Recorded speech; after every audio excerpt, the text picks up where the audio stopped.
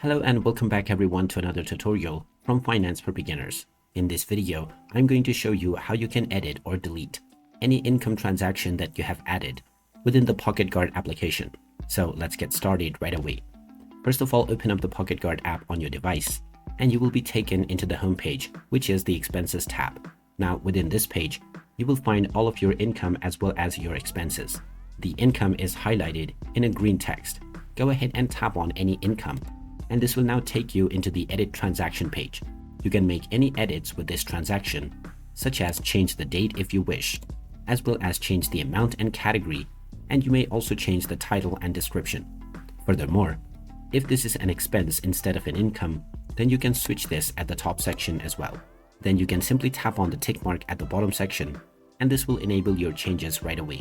If you wish to delete this transaction, then from the Edit Transaction menu, click on the trash can icon at the bottom right corner, and you will be asked whether you are sure that you want to proceed.